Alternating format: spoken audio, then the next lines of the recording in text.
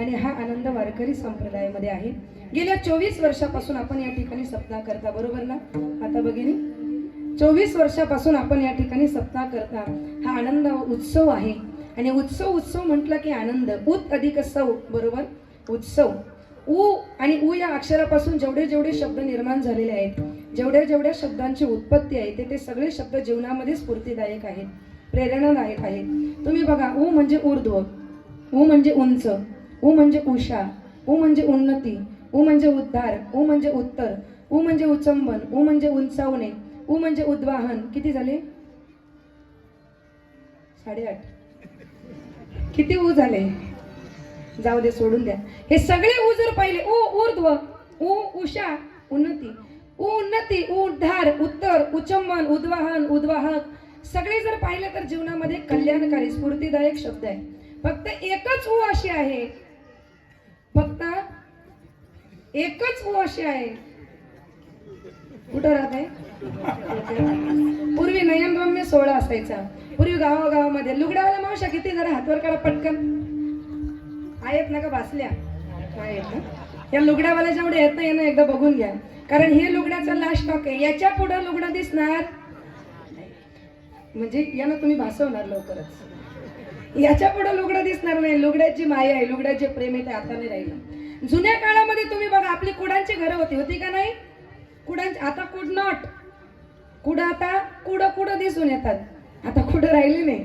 पण एखाद्याच्या घरी जर बंगला असेल आणि त्या बंगल्याला जर जिना असेल, तर त्या जिन्यावर आमच्या माता भगिनी एकावर एक त्या पायऱ्यावर बसायच्या. आणि पायऱ्यावर बसल्यानंतर कशाला बसायच्या? बोला. डोके उकलायला. कशाला? नुसत्या डोके उकलायला, ओवा काढायला. हे मी सांगत नाही, असं म्हणतात. जनाबाईच्या चरित्रामध्ये माझ्या पांडुरंग परमात्म्याने जनाबाईच्या डोक्यामध्ये उवा झाल्या होत्या ना, तर त्या उवा काढल्या. अशा जनीची बट हातामध्ये घ्यावी, एका हाताने तिला धरावं. कोणाला? लक्ष आहे ना तुमचं? उला धरायचं आणि अशी धरली ना की सरकन ओढून काढायची. आणि ओढून काढल्यानंतर तिला खाली सोडायची. रनिंग मध्ये 1 नंबर दिसा, लगेच पळते. पडली तर भेटणार नाही. मग तिला अशी पकडायची आणि उजव्या हाताच्या अंगठ्यावर, बोला तुम्हाला अनुभव आहे पण तुम्ही बोलत नाही, उजव्या हाताच्या अंगठ्यावर ठेवायची आणि डाव्या हाताच्या अंगठ्याने अशी टिच. तुम्हाला अनुभव नाही वाटतं? असू द्या. लग्न झालंय का? विठ्ठल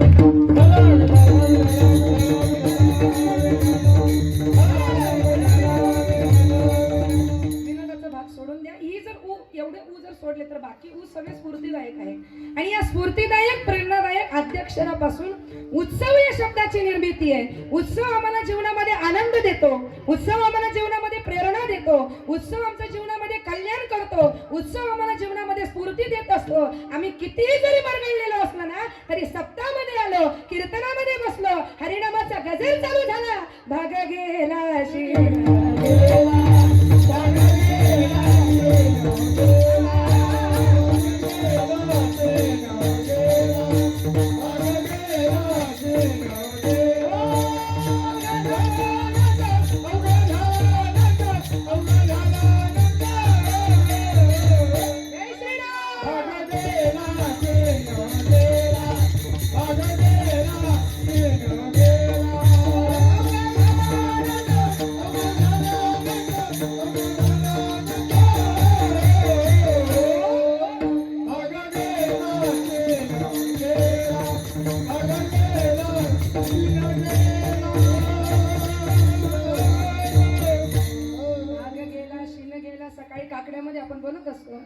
काकड्यामध्ये बोलत असताना बऱ्याच झोपेत असतात आमचे वारकरी. मग ते भाग मेला शीन, भाग गेला शीन. मला सांगा, खरं सांगा बंधू आणि भगिनींनो, माझ्या भगिनी वर्ग सकाळी 5:30 वाजता उठतात, बरोबर ना? लवकर सांगितलं.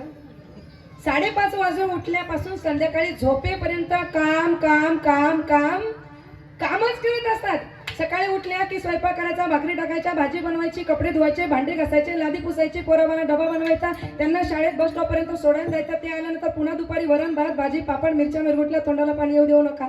एवढं सगळं करायचं, जेवायला वाढायचं, जेवण झाल्यानंतर परत सगळ्यांची भांडी घासायची, सुकलेले कपडे काढून आणायचे, नुसते काढून सोप्यावर टाकून द्यायचे नाही तर त्याच्या गाड्या घालायच्या, ज्याच्या कपाटामध्ये ठेवून द्यायच्या. 5 वाजले की झाडझूड करायची, परत तुळशीला अगरबत्ती दिवाबत्ती सगळं काही करायचं. ते झाल्यानंतर मुलं बाळ शाळेतून येतात, नवरा येतो, त्याचा डबा घासायचा, त्याचं आवरायचं, पुन्हा संध्याकाळी वरण भात भाजी पापड सगळं बनवायचं, भात बनवायचा, सगळ्यांना जेवायला वाढायचं. सगळे जेवल्यानंतर मग परत भांडी घासायची, झाडून काढायचं, अंथरुण टाकायची. अंथरुण टाकल्यानंतर सगळे झोपतात, ही झोपायला जाते. तेवढ्यात तिला आठवतं उद्या सकाळी मुगाचा बिड्डा करायचा का वालाचा बिड्डा.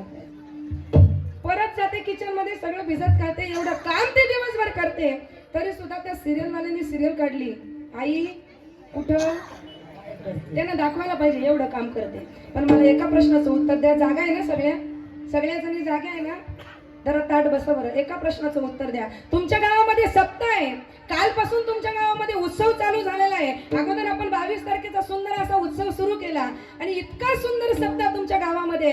सकाळी 5:30 ला उठणाऱ्या तुम्ही संध्याकाळपर्यंत काम करत असतात. पण तुमच्या गावामध्ये सप्ताह सुरू झाला, भजन चालू झालं, हरिपाठ चालू झाला, नामस्मरणाचा गजर चालू झाला, मृदुंगाचा आवाज येऊ लागला, टाळांचा निनाद होऊ लागला आणि सुंदर ध्वनी रामकृष्णारी भजन चालू झालं ना की तुमची सगळी मरगळ जागच्या जागी थांबते आणि तुम्ही लगबगीने मंडपात येता आणि भजनाला लागता. तुम्हाला घरचं काही आठवतं का? गॅस बंद करून आल्या ना, काही आठवत नाही. म्हणजे सप्ताह काय करतो, आम्हाला फ्रेश करतो, आम्हाला चार्जिंग देतो, एनर्जी. मला सांगा, एखादा मोबाईल जर तुम्हाला 22 तास व्यवस्थित पुरावा असं वाटत असेल तर त्याला 2 तास चार्जिंग करावी लागते. तसं वर्षभर जर तुम्हाला आनंदात जगायचं असेल, उत्साहात जगायचं असेल तर 2.5 दिवसाचा नवीन वडवलीचा केलेला हा सप्ताह म्हणजे संपूर्ण वर्षभराची चार्जिंग आहे. विठ्ठल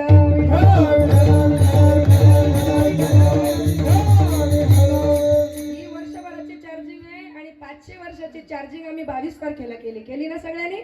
जय श्रीराम सगळ्यांनी केली. आणि जिथं पाहावं तिथं भगवा भगवा भगवा, घराच्या बाहेर भगवा, रिक्षाला ते रिक्षावाल्यावर एवढा आनंद झाला तर एक नाही 2-2 झेंडे लावून ते चालत नाही. रिक्षावाल्यांना भगवा, सायकलला भगवा, आमच्या बाबूनी तर ते छोट्या सायकलला पण भगवा लावला. घराच्या बाहेर आवा. ओरिजिनल दिवाळी काय, कितीतरी वर्ष अशी दिवाळी जगामध्ये झाली नसेल अशी दिवाळी 22 तारखेला आमच्या भारतात झाली. 22 तारखेला किती आनंद. आणि या आनंदाच्या पाठीमागे कितीतरी लोकांचं बलिदान आहे. अहो, ऋतुंबरा देवी असतील, राम भद्राचार्य असतील, बजरंग दल, RSS असतील, जिन्होंने शपथ ली थी सौगंध राम की खाते हैं, हम मंदिर वही बनाएंगे. जन जन के मन में राम रमे और प्राण प्राण में सीता है, हर हृदय की धड़कन रामायण, पग पग पर बनी पुनीता है. तो नरनाहर श्री पुरुषोत्तम का मंदिर भव्य बनाएंगे, सौगंध राम की खाते हैं, हम मंदिर वही बनाएंगे, हम मंदिर वही बनाएंगे. आणि ही 500 वर्षाची तपश्चर्या परिपूर्णत्वाला आली आणि आम्ही रामदायाचं मंदिर उभं केलं. आणि आमच्यासाठी सगळ्यात, या महाराष्ट्रासाठी सगळ्यात स्वाभिमानाचा क्षण कुठला असेल माहिती आहे तुम्हाला? काल परवा वारकरी संप्रदायिका विचार ग्रुपवर एकाने सांगितलं की त्याने कमेंट केली की 500 वर्ष राम मंदिराचा हा इतिहासामध्ये वारकरी संप्रदायाचं योगदान काय आहे. कोण आहे तो मला माहिती नाही, पण मला त्याला सांगावंसं वाटतं, वारकरी संप्रदायाचं योगदान तुला माहिती काय आहे? तुला वारकरी संप्रदाय काय माहिती आहे?